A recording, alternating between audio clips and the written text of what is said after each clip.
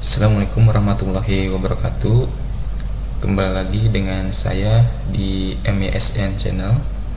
Kali ini kita akan membahas mengenai dunia Linux. Sebelumnya saya telah membuat materi mengenai Linux ini. Apa itu Linux? Bagaimana cara menggunakannya? Apa itu distro Linux? Yuk kita langsung saja bahas mengenai pembahasan Linux ini. Sebelumnya di sini saya akan menggunakan terminal dulu.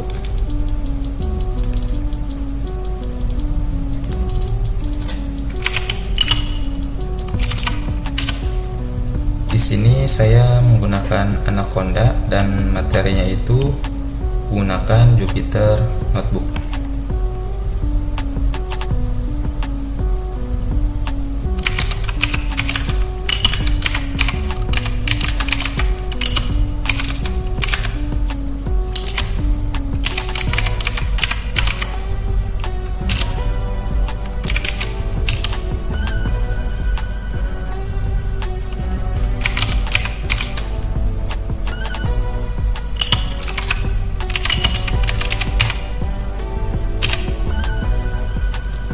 Nah, di sini di dataset ini saya menyimpan materi yang akan kita bahas kali ini. Ini adalah Anaconda dan menggunakan Python ya teman-teman. Di sini saya sudah masuk di data sign. Kemudian kita coba buka fish terlebih dahulu.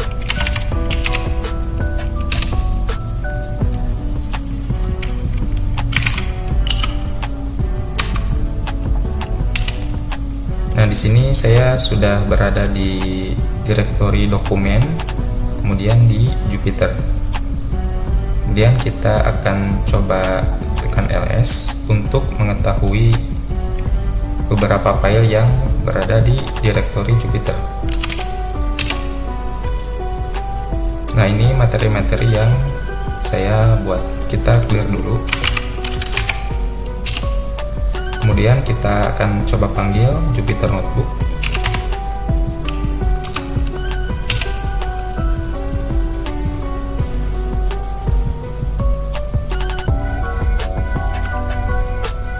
Nah, sekarang kita sudah berada di Jupyter Notebook teman-teman. Kemudian kita tekan new. Kalau untuk membuat slide baru, sini karena saya sudah membuat materi yang kita akan bahas tadi, maka kita akan cari dulu materi yang kita akan bahas. Nah, ini teman-teman seputar dunia Linux. Kita coba klik.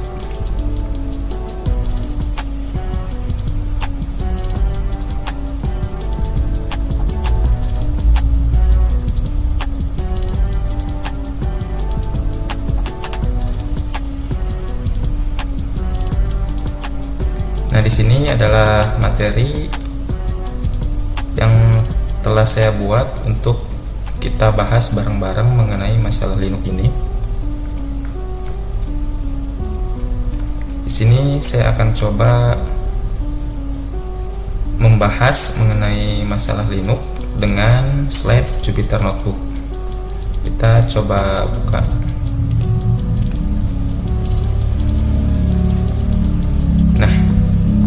Mengenal lebih jauh tentang Linux. Mungkin Linux bagi sebagian orang mungkin terdengar asing. Namun, tahukah jika bahwa sistem operasi Linux ada di mana-mana? Mulai dari smartphone, Android yang Anda gunakan sehari-hari, hingga server yang menjalankan website favorit Anda, banyak yang didukung oleh Linux.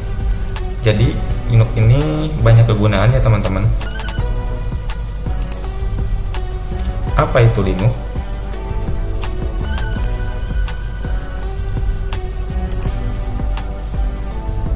Nah, di sini Linux bukanlah sistem operasi yang lengkap seperti Windows atau macOS.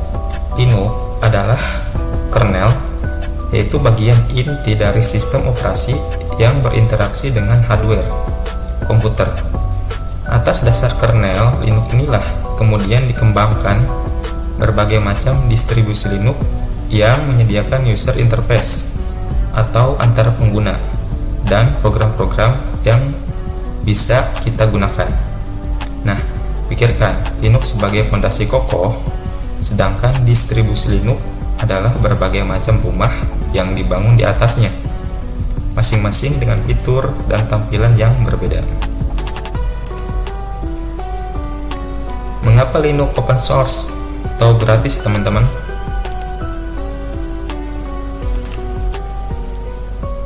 Konsep open source menjadi salah satu keunggulan utama Linux. Kode sumber Linux terbuka dan bisa diakses siapa saja.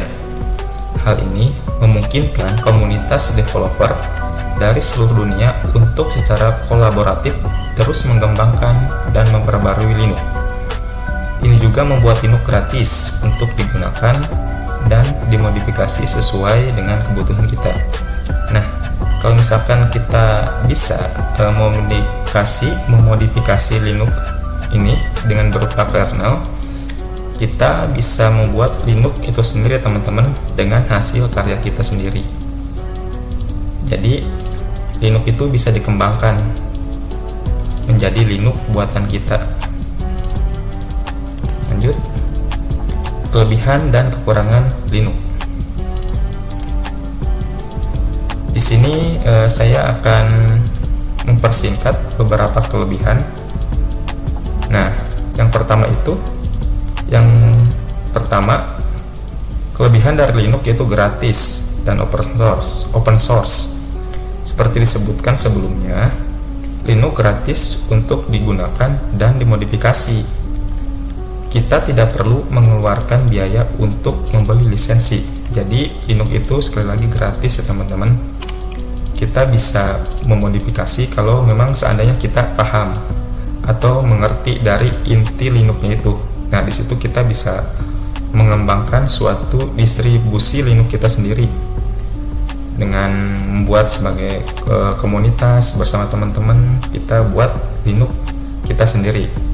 Nah, yang kedua itu dari segi keamanan.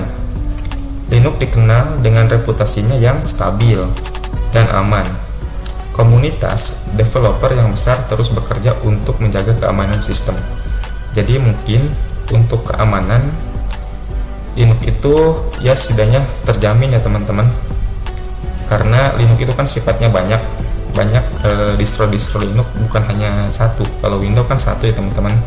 Jadi mungkin kalau dari segi keamanan itu cukup aman, Linux ini cukup aman dibandingkan dengan Windows ya, teman-teman. Kalau memang tidak ada yang namanya sistem yang benar-benar sempurna. Tapi setidaknya keamanan yang dibuat Linux itu lebih aman daripada kompetitor lain, teman-teman. Kita coba lanjut. Nah, di sini kekurangan dari Linux saya sudah meringkas. Kekurangannya yang pertama itu kurang familiar.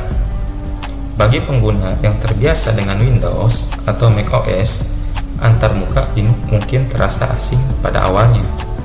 Kurang familiar itu karena memang untuk pengguna PC ini Linux itu sekitaran 2% ya, teman-teman, yang digunakan di dunia ini. Yang lebih banyak itu memang Windows. Yang kedua itu macOS. Jadi kurang familiar Linux ini di kita sekarang ini karena penggunanya itu lebih besar Windows atau macOS untuk dari segi PC. Kalau dari smartphone, Linux ini merajai, teman-teman. Dari berbagai perangkat yang kita gunakan, yaitu Android, itu didukung oleh Linux ya, teman-teman. Android itu Linux, bukan Windows. Nah, yang kedua, dukungan software. Beberapa software komersial mungkin belum tersedia secara natif untuk Linux. Namun, biasanya tersedia alternatif open source yang biasa digunakan. Jadi untuk terkait software ini, teman-teman bisa menggunakan software alternatif, yaitu contohnya kayak software yang biasa digunakan di Windows seperti Photoshop, Kalau di Linux itu, kalau nggak salah, kita bisa menggunakan yang namanya Jeans. Dia sebagai pengganti dari Photoshop. Terus ada yang namanya Corel Draw. Kalau di Windows itu bisa kita cari alternatif Linux menggunakan Inkscape ya, teman. Itu sama aja ya teman-teman, tidak beda jauh. Lanjut. Nah, jenis-jenis distribusi Linux.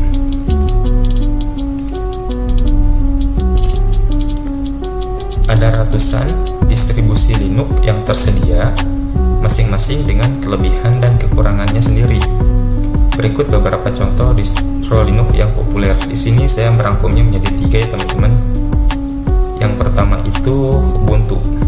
Nah, Ubuntu itu distro yang mudah digunakan dan cocok untuk pemula.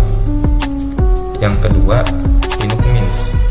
Distro berbasis Ubuntu atau turunannya dari Ubuntu yang dikenal dengan kemudahan penggunanya. Jadi untuk distro Ubuntu Mint ini sebenarnya turunan dari Debian. Kemudian dia jadi turun sehingga menjadi banyak turunannya teman-teman. Untuk distro sendiri di distro Watch.com itu sebenarnya banyak ya teman-teman. Teman-teman bisa menggunakan berbagai macam distro sesuai dengan kebutuhan teman-teman. Banyak sekali. Jadi kita nggak bosan juga kalau seandainya ingin berganti distro, karena memang di Linux itu luar biasa sekali. Kalau buat saya itu powerful, kita bisa ganti-ganti sesuka hati kita. Kalau kita bosan menggunakan Ubuntu, kita menggunakan Linux Mint, Fedora, dan yang lainnya. Nah, yang ketiga itu Fedora, distro yang sering digunakan oleh developer karena stabilitas dan fitur-fitur terbarunya. Nah, ini mengenai distro. Kalau teman-teman mau mencoba Linux, coba teman-teman kunjungi yang namanya distrowatch.com. Nah, di situ teman-teman bisa menemukan berbagai macam distro Linux serta fungsi, kekurangan dan kelebihannya masing-masing. Bebas teman-teman mau menggunakan distro Linux apa aja sesuai dengan kebutuhan teman-teman. Kita lanjut. Nah, di sini ada pertanyaan, apakah Linux cocok untuk Anda? Nah, di sini Linux menawarkan berbagai kelebihan, terutama bagi pengguna yang menginginkan sistem operasi gratis, tidak berbayar teman-teman, kemudian stabil dan bisa dikustomisasi.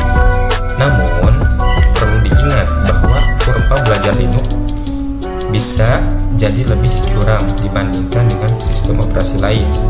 Jika Anda tertarik untuk mencoba Linux, tersedia banyak distro yang mudah digunakan sehingga Anda bisa mencobanya tanpa perlu khawatir.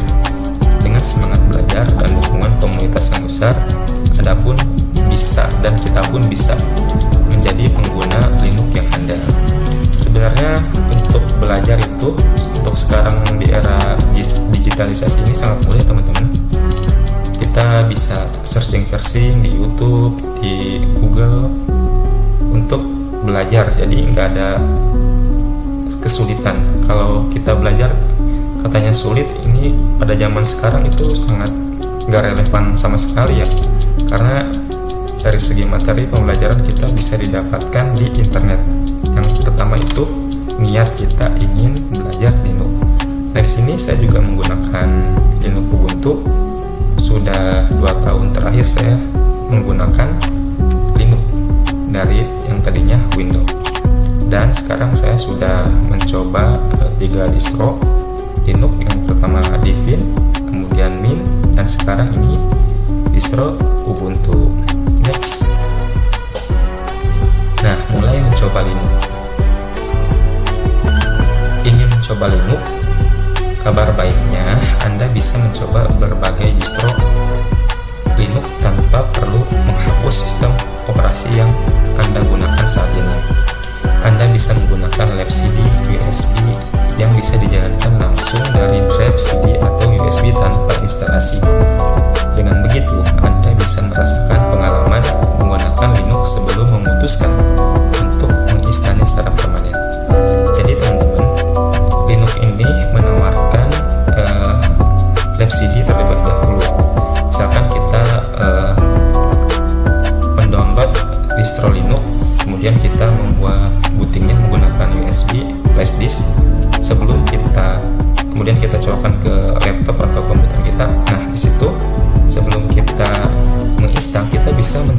terlebih dahulu, yaitu yang dinamakan lab sim itu. Jadi tidak harus kita secara langsung menginstal Linux kita secara paten gitu, ibaratnya di laptop atau komputer kita bisa mencobanya. Nah, di situ teman-teman bisa memutuskan apakah distro Linux itu cocok atau enggak. Jadi enak sekali teman-teman.